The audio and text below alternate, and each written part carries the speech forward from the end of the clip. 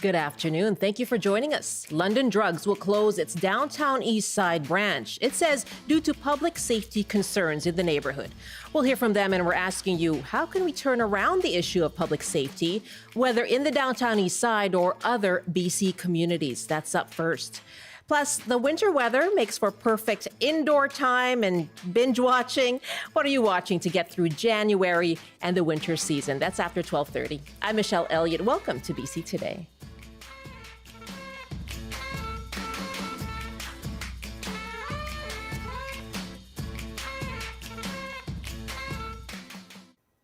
You can call us now on our top story. How can we turn around the issue of public safety, both in the downtown east side and other BC communities?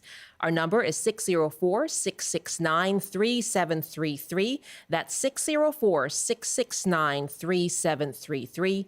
1-800-825-5950. You can also hit pound 690 on your cell phone or email us at bctoday@cbc.ca or leave a comment on our TikTok Live.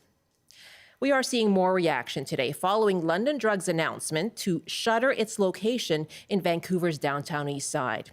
It had been open for 16 years, but the company's president and COO, Clint Mallman, said ongoing public safety concerns on top of monetary losses led to that decision. He spoke yesterday to On the Coast host Gloria Makarenko. Conditions of the neighborhood, the circumstances, the cumulative effects of ongoing vandalism, theft, violence against employees and customers, and just an environment that is not inviting to customers to come and visit, combined with the massive increase in costs it takes to keep our people safe and our products protected, have just become unsustainable. We've lost tens of millions of dollars in that location since it opened. And, London Drugs is known for its community spirit and giving back to the community, but there are extremes, and we just couldn't see a path forward to continue to withstand that. We are taking your calls. What's needed to turn around the issue of public safety in the downtown east side and other BC communities? And if you live in the area as well, near London Drugs, what is your reaction to this closure? Love to hear from you. 604-669-3733, 1-800-825-5950, or email bctoday@cbc.ca.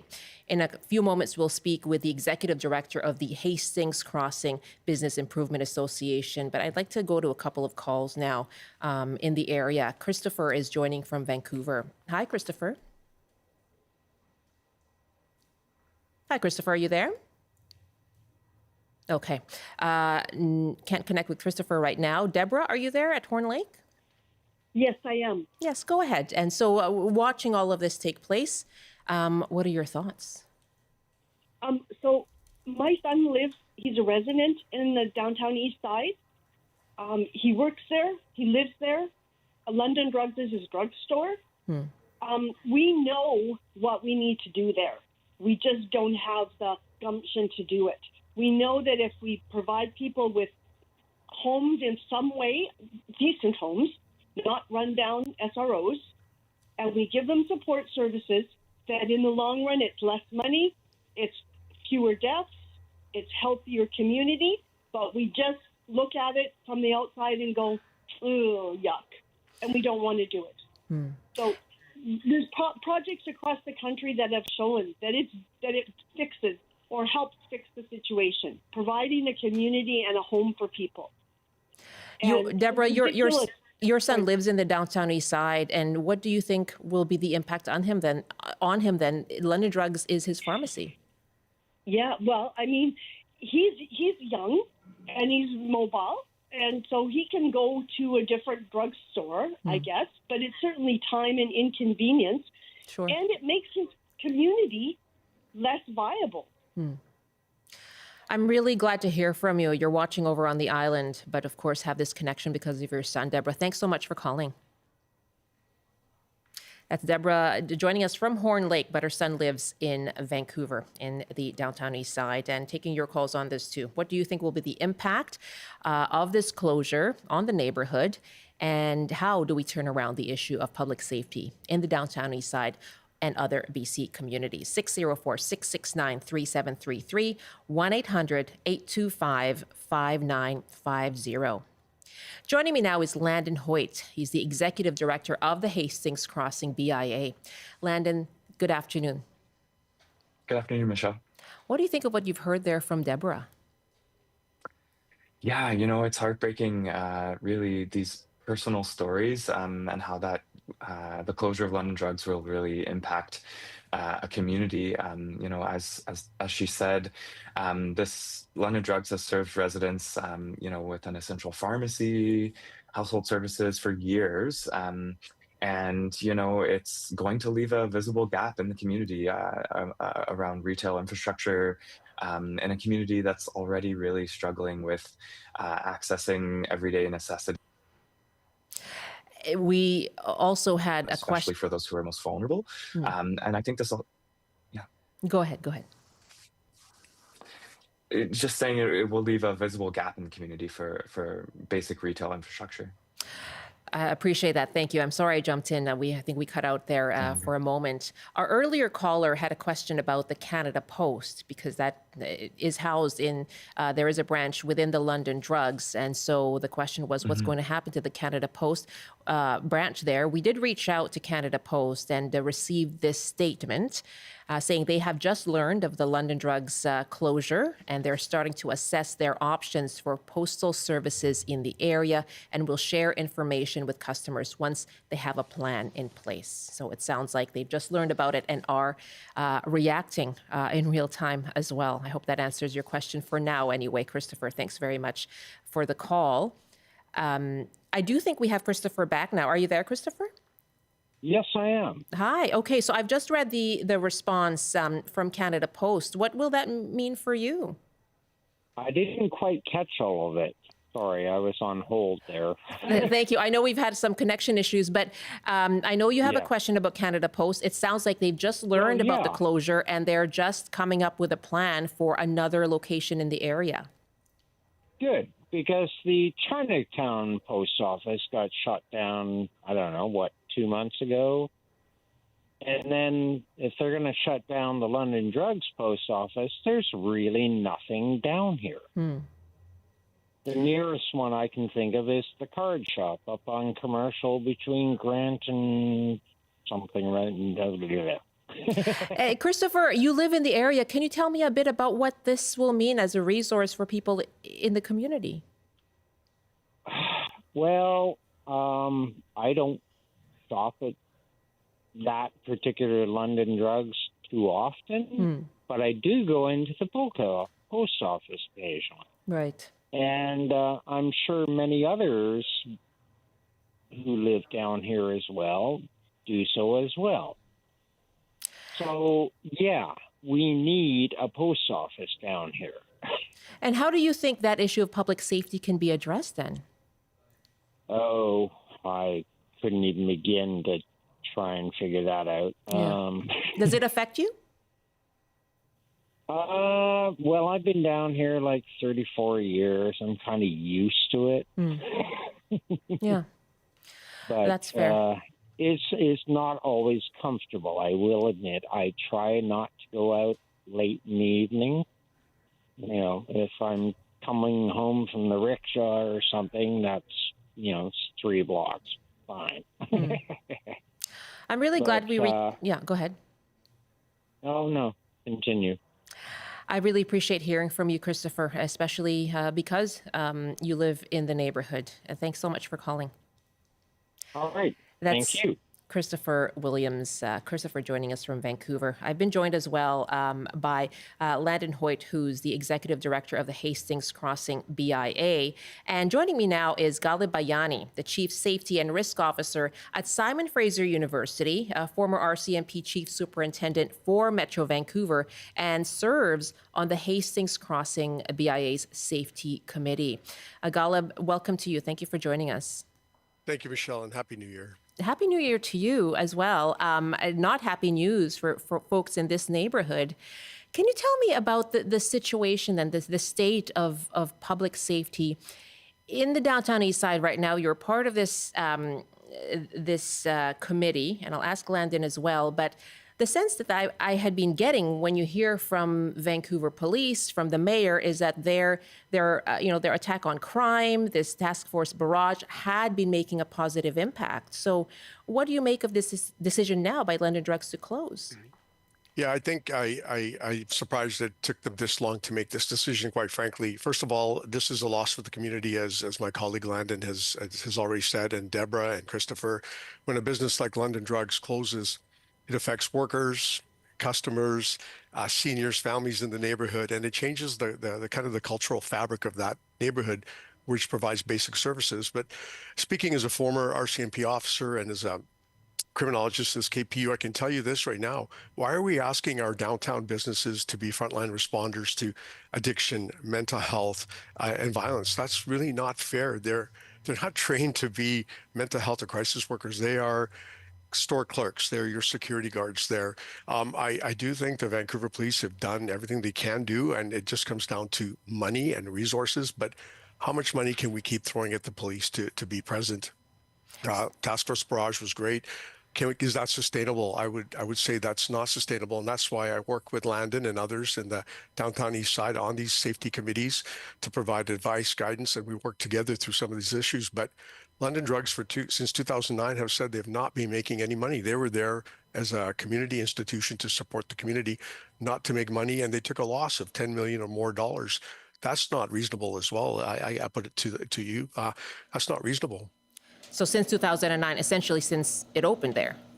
That's right. And their general manager of loss prevention and community safety has said that they've tried everything. And I listened to an interview yesterday with their chief operating officer who says their staff come to work and they have human feces thrown at them. They have to walk around it. I actually, personally speaking, I was shopping at London Drugs, London Drugs. I don't live far from there with my children at Christmas time. And I was appalled watching what the staff had to deal with, but how compassionate they were and how decent they were with some of the challenges. But I don't know how many people could do that for that long period of time. So what do you see as the answer then that is sustainable beyond something like Task Force Barrage?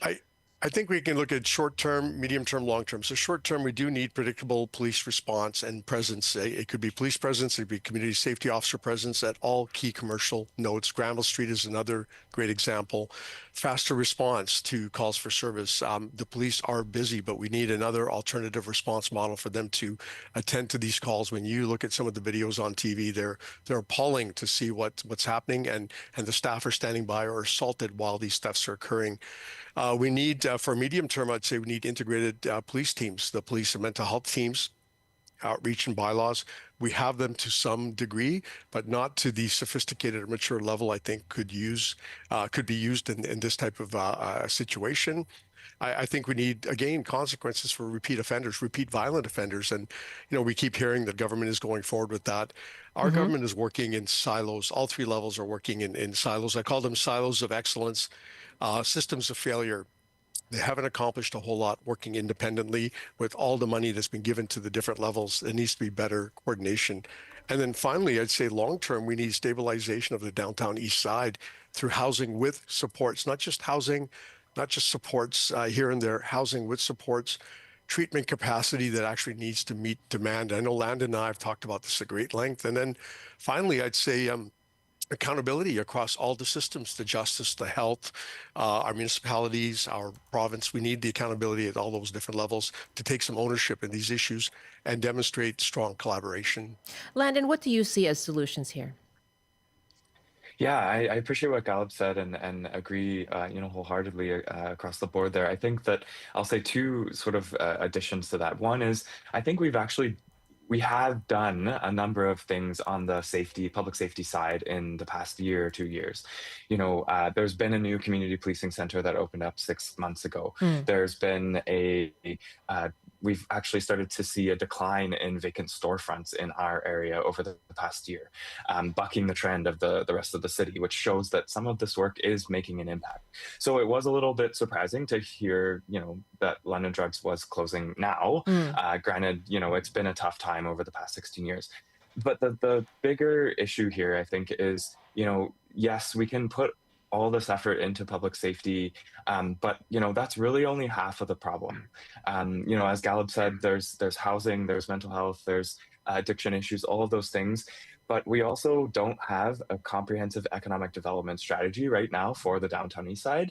And when you don't tie that in with community safety, we see things like this happening. Sunrise Market just announced that they're up for sale, which has also been another news item in the past few days. This Right. is part of a trend right now that I'm really worried about if we lose these important retail institutions in the community that provide access and affordable groceries and services to a community that really needs it. We're going to continue to see this trend, and that means other businesses may also follow suit.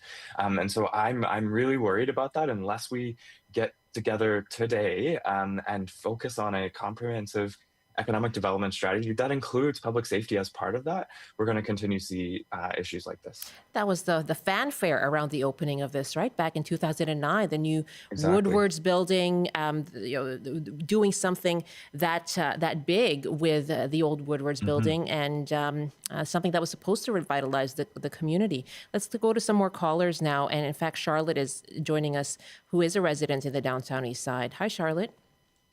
Hello. Hi. How will this affect you? Well, this is actually not the first, vital place that is being shut down. We had the dollar store shut down a year and a half ago. I did a story with Global News about that. We've lost our only, and that was because of theft and aggression towards the staff. By the way, I know a lot of business owners down here. Okay, I've been down here for 13 years. I actually know a lot of business owners on a first name basis. We share gifts together.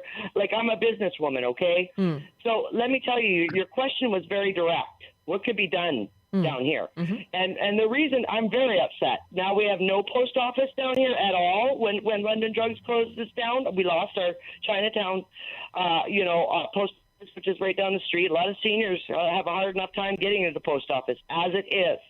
So now we lose our dollar store, we lose our London Drugs, we lose our post office. And why? Because the VPD has honestly, I'm going to tell you the truth, they have let these gangsters run the downtown east side for over 20 years solid. I can tell, and I know, first of all, I can tell. I've already informed the police of certain organizations, and they have been shut down in locations that have had horrendous amounts of drugs and weapons, and these are death drugs that are killing the people. Yeah. Now, they're still out there all the time, and they are constantly encouraging the people that are actually truly addicted to these terrible drugs like fentanyl and stuff. And once you get them hooked, it's very hard to get them off. Okay? They literally encourage them to go and steal. And because the people are so addicted, and I'm not going to name names because I know a lot of people in this neighborhood, and a lot of them are good people, but they're truly addicted. And these dealers will say, go and get this, go and get that, and then I'll give you $5 of whatever it is that these people are after. Now, if the city and David Eby and the VPD in particular, especially since FIFA is coming in, I see all the cameras going up, I see the signs going up on Main and Hastings, Payne and Wastings. That, let me tell you something. What really needs to happen is that these VPD, especially the cricket cops, and I know there are cricket cops. Okay. All right. I'll let you finish your point, and I'd like to actually take care of the gangs down here, because the gangs are not only dealing the death drugs that are killing everybody, but they're also encouraging the most vulnerable of the vulnerable Charlotte, to continue to steal. Thank you very much. And I'm going to jump on that point because it's something that Clint Malman did talk about yesterday on the Coast with my colleague Gloria Makarenko, the COO of London Drugs. He referred repeatedly to organized retail crime, and saying that the organized crime groups are preying on vulnerable people, and that affects retailers and staff. So, Galib, what is the role of that? Yeah, I just before I answer that, if I may, Michelle, I'll just say that retail closures that we've just learned about Sunrise Hastings should not become normalized. This should be a warning if we want essential services to stay downtown. We have to restore safety, predictability, and dignity for all those people involved. Now, coming to your question around organized crime, theft rings, we know they exist. London Drugs will tell you that that's what they're experiencing. When somebody walks in and steals 10 pairs of jeans, does that speak to someone who's hungry, someone who's addicted, someone who needs something, needs a pair of jeans? What is the purpose of that? So I know in my former role in organized crime world, there are rings out there that are asking people to go in and steal things to order, and then those things are sold at a Lululemon and Arc'teryx. When you go in there and steal those things, they can be sold at quite a profit outside by the organized criminals. So I do agree that that is occurring. I will also say that, with the VPD and with any police service right now, studies have clearly shown that a majority of their work is around not the things they were trained to do, the things that they are asked to do, that's around healthcare, around mental health. And the things that they're trained to do is about 40% of their actual day-to-day work. We have specialized units, organized crime units, but first things is we have to respond to the 911 calls that come out of the downtown core, the downtown east side. When a security guard calls and they have to wait 2 hours for a police officer to attend, that speaks to the systemic issue of and it's a vicious cycle, isn't it? System. Yeah. It is. Absolutely it is. Yes.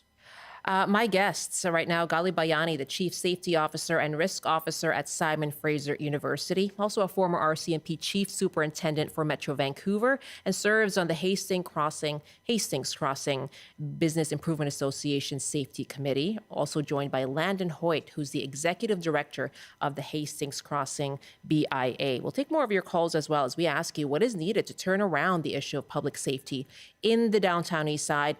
It is an issue in other parts of the province as well. So what's needed to turn that around in other communities too? We'll get to more of your calls in just a few moments. And Landon, let me go back to you on that question then of, it is a vicious cycle. How do you get, prevent the theft, but also prevent the addiction and poverty issues that make people vulnerable to organized crime? So what do you see as that economic plan then that you've been talking about? How would that address those root issues? Yeah, I mean, in the same way that we have, the city has just, passed some residential rezoning changes to the downtown east side. I think that, we need to have a complementary economic development component to that, to be able to create these livable, inclusive communities that we need where, all residents can thrive. I think that, as Galib said, we're putting a lot of effort into public safety and policing, and we need that integration of services here to really address the problems. And I think that doing that in the same way from a strategic level is really important too, because that will guide the policies, the decisions that are made, to be able to, recruit and maintain businesses in this community. As a BIA, I can only do so much. I have $300,000 budget a year to work with. So I can't put all of our funds to, public safety and things like that, nor should I. Our purpose in our community is to market and promote businesses and do events and things like that. But over half of our budget is spent on safety and cleaning, and that's not really what it should be, and that's not what any BIA's budget should be. But we're kind of forced to do that because we have been downloaded, these responsibilities from other levels of government and things. And so until we're actually serious about addressing those root causes, I think that, like we said, we're going to continue to see things like this, and it's a scary situation as I'm a very glass half full kind of person, and it's really tough on days like this to talk about this because it's against what we normally try to talk about, right? So it's tough. I'm sure, because you're there to improve the situation for businesses and looking toward the future. Really appreciate both of you joining us this afternoon for this conversation. It's certainly a topic that is resonating with folks. Thank you very much, both of you, for your time. Thank you, Michelle. Galib Bhayani, the Chief Safety and Risk Officer at Simon Fraser University, and also serves on the Hastings Hastings Crossing BIA Safety Committee. Landon Hoyt is Executive Director of the Hastings Crossing BIA. We'll take more of your calls coming up after the news update as well. I know we have a few lined up here, so we'll get to Cody, Rob, and Sabrina coming up. Sabriana after the CBC News update. And then after that, we will take your calls on what shows you are binging or watching, what shows you're streaming right now to kind of get through the dark, dreary winter days. That's all coming up after this CBC News update. And here's Rob Zimmerman. Good afternoon. Events will be held here in BC and Ontario today to remember the victims killed in the crash of Ukraine International Airlines flight PS752 in Iran. The passenger jet was shot out of the sky shortly after taking off from Tehran 6 years ago. It was hit by 2 Iranian missiles fired by members of the country's Revolutionary Guard. All 176 people on board were killed, including 55 Canadian citizens and 30 permanent residents in Canada. Police in the Lower Mainland are investigating another extortion-related shooting, the third in just over 24 hours. Nobody was hurt after shots were fired at a Langley property along 232nd Street. Police are trying to determine if there are links to other extortion cases. And former longtime CBC radio host and producer Hal Wake has died. Wake was the host of the Early Edition here in Vancouver for several years.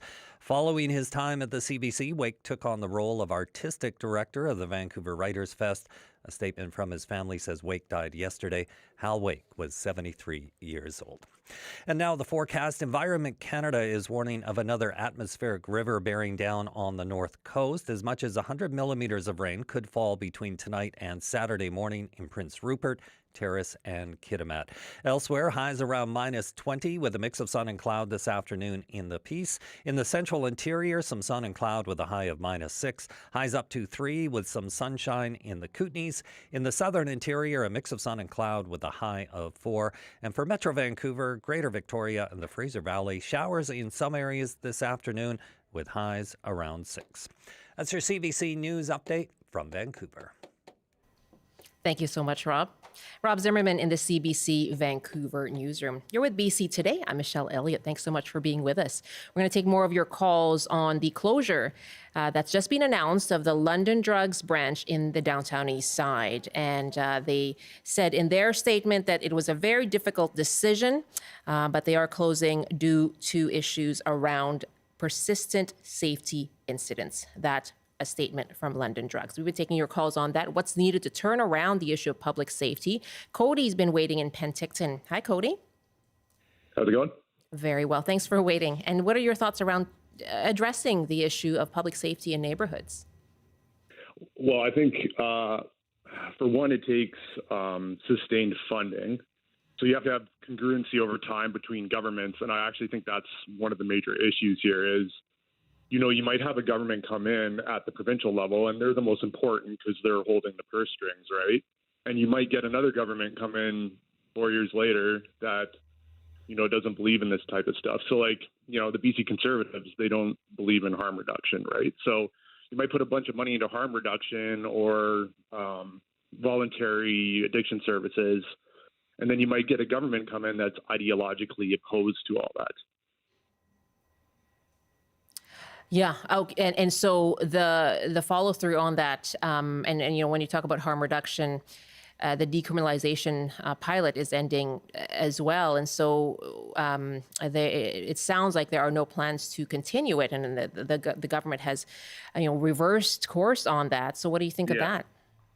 Well, so I have this joke because I'm actually finishing the psychology degree. So one of the things that really struck me reading through a lot of literature was that we know what the solutions are.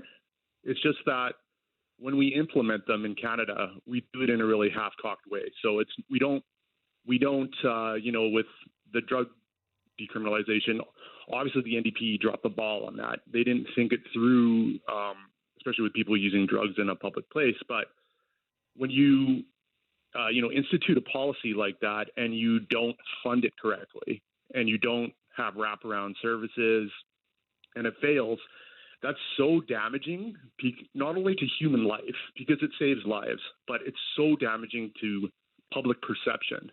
Because all of a sudden the public goes, well, this doesn't work. I have people shooting up in my kid's playground, right?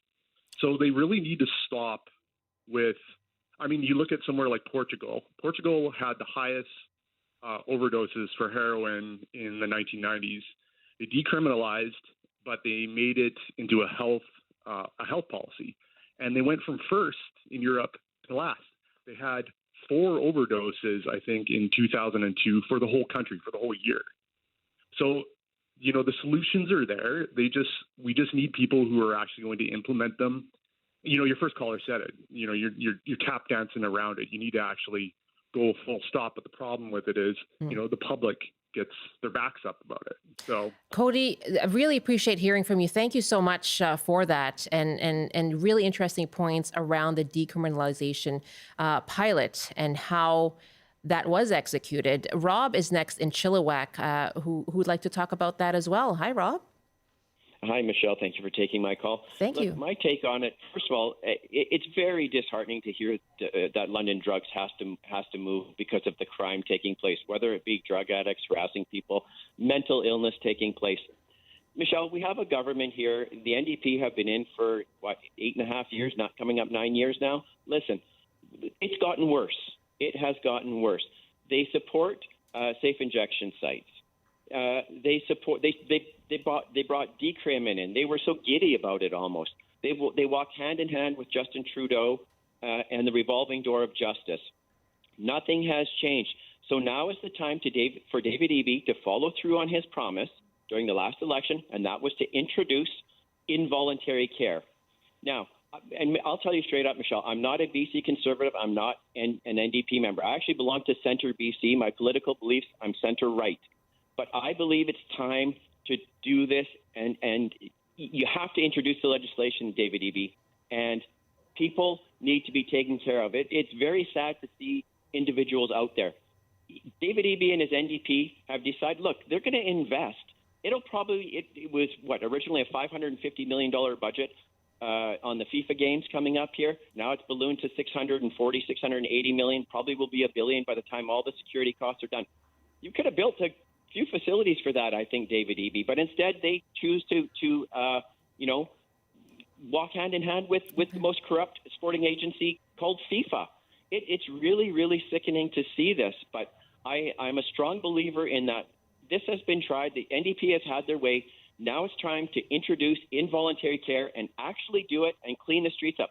And it's going to be fascinating, Michelle, during these games to see what will happen. Will they take all these people? Will they forcibly remove them off the streets so people coming from around the world don't see what is actually happening in Vancouver and around British Columbia? I can tell you in Chilliwack downtown when I go, it doesn't look too good there either. So, but that's my take on it. I really appreciate you taking my call. Appreciate hearing from you, Rob. And finally, Sabriana has been waiting in Burnaby as well. Yeah, your thoughts on how to turn this around, Sabriana?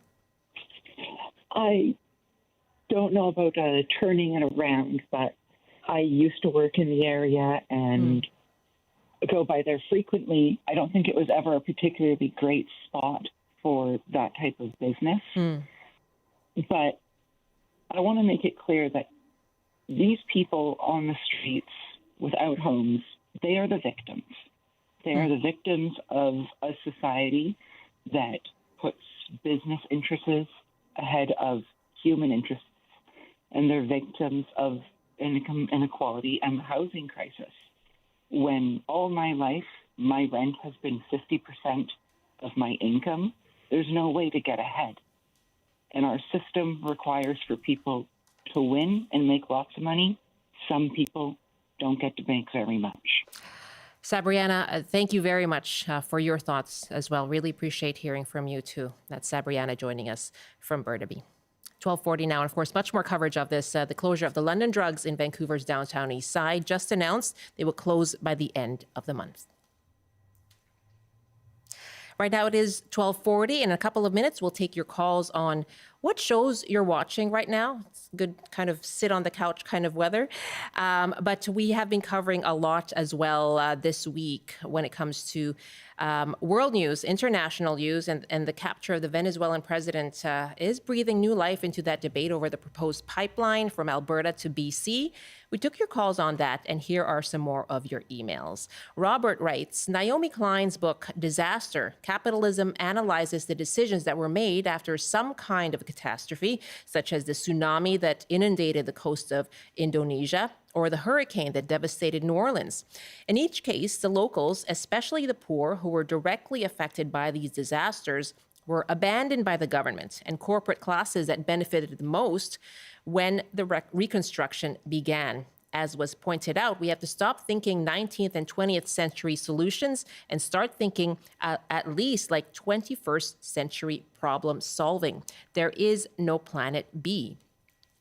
Patty asks, why is it only politicos talking about the oil industry? Why aren't the big oil companies giving their view of all of this? I believe because if there was a business case to be made, they would be all over this. But there's not even a peep from the explorers or producers, so politicians should just butt out and let the industry speak.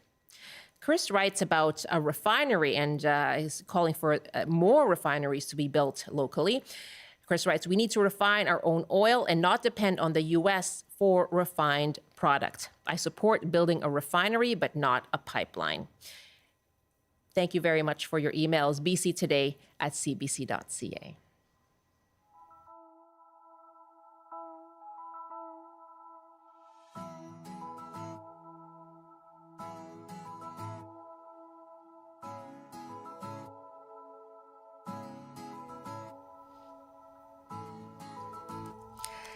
It is 12:42 now.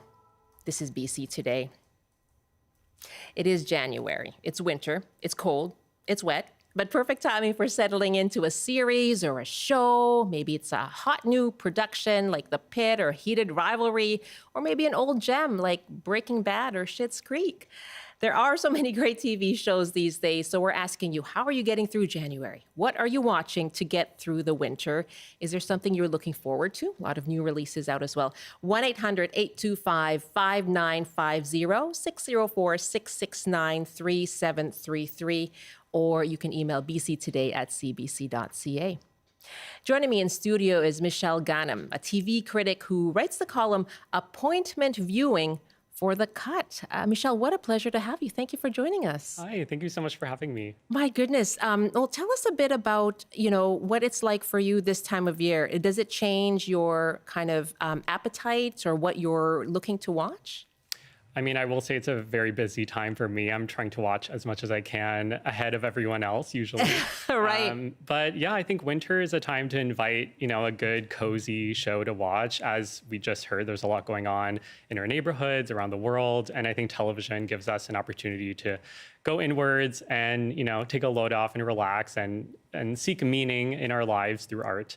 And so that's kind of the way I approach it. What a wonderful way of looking at it. What can you learn about yourself as well when you watch different shows? Yeah, exactly. I mean, I think we're all looking to be represented and we're looking for stories that reflect our experience back to us. And I think television is a great way to do that because we follow characters through many, many years as opposed to, closed stories within one or two films. Speaking of following characters through many, many years, the investment people had in Stranger Things is something to behold over, 10 years? And watching these kids grow up, essentially. Yeah, absolutely. Is that something you've been watching? What have you been watching personally? Yeah, I mean, I think in the last year, Stranger Things was up there. I was just curious to see how they would wrap it up. I think I was more on the side of, I think it's time for it to end. I think so, yeah. Yeah, but on the other hand, I still watch Grey's Anatomy 22 seasons in. So who am I to say? Law and Order is still there. Yeah, exactly. But yeah, there are a couple of standouts for me last year. I think Hacks, a comedy on Crave, was always finds a way to step up to the plate every season. I really enjoyed the show Dying for Sex, which was on Disney Plus here. Yes. A show about a woman whose navigating a terminal cancer diagnosis. I also really enjoyed Andor, which I think was a standout Star Wars adaptation. And I try and find the more eclectic picks within that as well. There was a brilliant animated series called Women Wearing Shoulder Pads, which I believe is on Crave. It's an Adult Swim original, which I just thought was like a burst of wonderful creativity and something I had never seen before. What is that about? It's about, besides women wearing shoulder pads. Yeah, it's an 80s, period comedy animated with stop motion about a business woman who is trying to stop the world from eating guinea pigs. So it's just one of those little gems. I love that. I knew the 80s was going to come up when you said shoulder pads. I had that clocked. Something I've been seeing a lot and hearing a lot about is the show, which is has a Canadian connection, is Canadian, is Heated Rivalry. Yeah, I mean, when we talk about supporting local and Canadian, what a great thing to be able to turn on Crave and watch a Canadian original that is so Canadian that it's not eligible for Emmy Awards in the United States because you have to have an American co-production team for international productions to be eligible. And so, hopefully it does well at the Canadian Screen Awards. And just a very captivating, fascinating, slow burn romance story between two characters, which I think drew a lot of people in because it's somewhat explicit, but nothing you haven't seen on Game of Thrones before. So don't be scared. And just a wonderful 6-episode series that I think most people should check out. And actually drawing a lot of people towards hockey. I've seen a lot of my friends are texting me saying, let's go check out a game. And I'm not even a hockey person, but I'm interested now. Becoming Canadian by the minute. First a Canadian show and then hockey. Let's take a call here. And we're asking you, what are the shows that get you through the winter, let's say, doldrums, winter weather? Give us a call, 604-669-3733, 604-669-3733, or 1-800-825-5950. My guest, I'm excited to have Michel Ghanem, who's a TV critic and writes the column Appointment Viewing. Love that for The Cut. Let's take a call from Keith in Vancouver now. Hi, Keith. Hi there, how are you? I am well. What are you watching? Good. Yeah, first of all, Happy New Year. And yeah, I've got a list here, and I'll go as quick as I can. It's only about 5 or 6 things. But Detectorists. So it's a British series about metal detectors, people metal detectoring. And it's really subtle. It's really nice. It's on YouTube. Easy to find. No, just click and watch. It's a typical British fashion where it's 3 seasons, I think maybe 4. And it's amazing. It's just really subtle. And I looked online to see, something about the show, and I realized people really, really like this show. Oh, my goodness.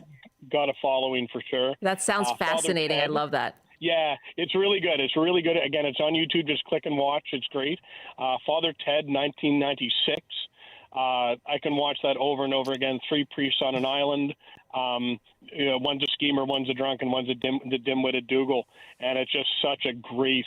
I like it because there's no race or anything. It's just really good, clean, fun comedy, and it's really good. 2 that are on Netflix, Loudermilk and Flaked. Loudermilk was filmed largely in Vancouver. Really good. And again, really quick ones. I'm not into the long, 28 seasons of 14 episodes a season, because during COVID, I got locked into that. I watched Designated Survivor. Oh, yes. I didn't realize it was on ABC or CBS, and I really learned the term hate watch because I watched every episode, and it was bizarre. I'm like, what is wrong with me? Because I watched all 18 or 20 seasons. And last one, Canopy, Kanopy. Get Canopy through the VPL. It's amazing. The amount of films on there. There's so many really good films. Frederick Wiseman is a director. I'm not much into directors and that kind of thing, but just really amazing films. He did one called Belfast, Maine. He did Central Park. So just discover that. But look on Canopy. You get free views through that. It's just such a great That's awesome. website. Canopy, Kanopy, right? Yeah. Canopy streaming. So there's some recommendations if you don't have Netflix. I don't have any. I used to have Netflix, but don't now. It's a good YouTube and Canopy. The Detectorist, about 2 eccentric metal detectors metal detectorists, not the metal detectors themselves, but detectorists and Father Ted. Fantastic suggestions, Keith. Thank you so much. Happy New Year to you. Happy New Year. Have a great one. Thank you. You too. Oh my goodness. What did you think of those shows? Yeah, some of them I had never heard of before, but that's, the magic of television. There's just so Love it. much, and especially these sort of hidden gems from the UK that have shorter seasons as well. I think what's been interesting is we're seeing over time these seasons getting smaller and smaller, and then something like The Pit comes along, which is a 15-episode season where we're getting so drawn into this hour by hour format. But it's a massive show, and I've seen the first 9 episodes of the second season, and it's still just a delight to watch. Like, somehow is finding new territory in the medical genre, which after watching Grey's Anatomy for so long, I didn't think was possible. But apparently a wealth of stories. I can imagine a wealth of stories. I've heard so much about The Pit as well. I got into just past New Year, The Runaway, which is one of those Harlan Coben novels that have been adapted into a short series as well. It was great, kind of like psychological thriller, just the kind of thing that gets you through a dark day. Just sitting there and watching every twist and turn possible that they could come up with. I want to ask you a bit as well. We heard from our caller about not being on Netflix. If you're not on Netflix, you're not watching that, or you may be on a different streaming service like Canopy. We seem to be so disparate now. And our viewing is based on what we do have, what we are paying for, or, what we still have, whether we can go on YouTube or not. So what does that do to culture?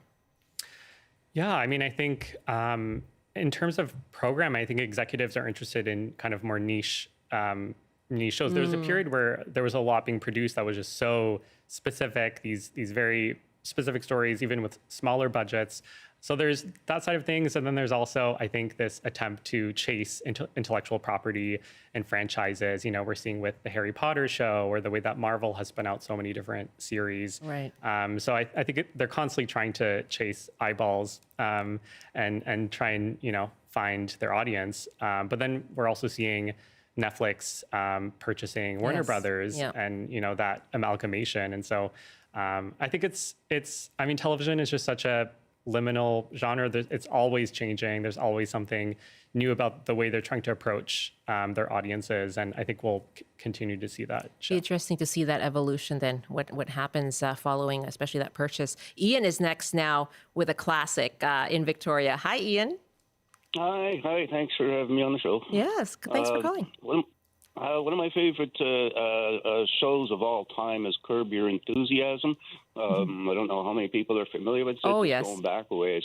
But, it's a slow burn. Larry David was one of the original creators and writers of Seinfeld, so it's a similar kind of sense of humor, but it's about him himself and his personality quirks, always getting him into one form of trouble or another. And it can wind up being absolutely hilarious watching poor old Larry stumble his way through life.